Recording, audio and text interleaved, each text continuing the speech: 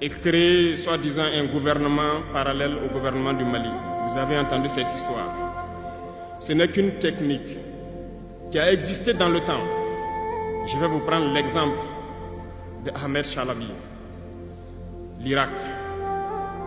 Ce professeur de mathématiques qui a même été dans le gouvernement irakien a été récupéré par les impérialistes et il a formé ce semblant de gouvernement parallèle à l'Irak aux États-Unis. Et on l'a utilisé pour être donc le mouton de sacrifice. Parce que c'est à lui qu'on a dit de prononcer publiquement que Saddam Hussein développait des armes de destruction massive. Et il l'a fait. Ils l'ont utilisé. Et cet alibi a été utilisé pour tuer des millions d'enfants en Irak et détruire l'Irak. Et vous savez quel a été le sort de Chalabi? Un soir, après une interview, dans l'interview, il disait même qu'il sait que la CIA est sur son dos. Quelques heures après, il a été retrouvé mort dans son lit, mort de crise cardiaque. Si vous trahissez, vous aurez des fins macabres. C'est ainsi. L'impérialisme n'a pas d'amis. L'impérialisme vous utilise et quand il finit de vous utiliser, il fait de vous ce qu'il veut. Suivez mon regard, vous comprenez de quoi je parle. Ça a toujours été comme ça.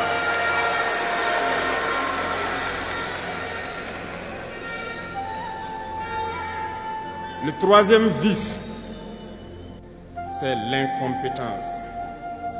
L'incompétence est un phénomène très dangereux qu'ils ont utilisé pour détruire la société africaine. Dans nos administrations, il y a beaucoup d'incompétence. Reconnaissons-le. Les incompétents ont beaucoup de place à côté de l'impérialisme. Parce que les incompétents peuvent plomber le développement d'un pays. Les incompétents peuvent vous amener à douter de vous. Les incompétents aiment la facilité. Les incompétents aiment tout pour eux seuls. Les incompétents n'aiment pas ceux qui sont compétents. Ils n'aiment pas ceux qui innovent, ceux qui cherchent. Les incompétents sont dangereux. Lorsque vous êtes éclairé, l'incompétent ne vous aime pas. Lorsque vous voulez innover, l'incompétent ne vous aime pas. L'incompétent sait reconnaître celui qui est compétent et il va le combattre jusqu'à son dernier souffle. Parce qu'il a peur de celui qui est compétent. Cherchez la connaissance. Cherchez la connaissance et travaillez. Travaillez dur pour être compétent. Bannissez l'incompétence. Parce que, à travers les distractions qu'on veut nous faire adopter, on devient incompétent. Je vous prends un exemple. Les réseaux sociaux sont les lieux de publication des informations aujourd'hui. Les gens s'informent à travers Internet et beaucoup de choses. Un jeune qui publie sur les réseaux sociaux un article sur sa ferme ou un projet agricole ou un projet scientifique, je suis jeune, je connais les termes. Il n'aura pas peut-être 1000 vues. Mais un jeune qui publie sur des futilités, il a des millions de vues.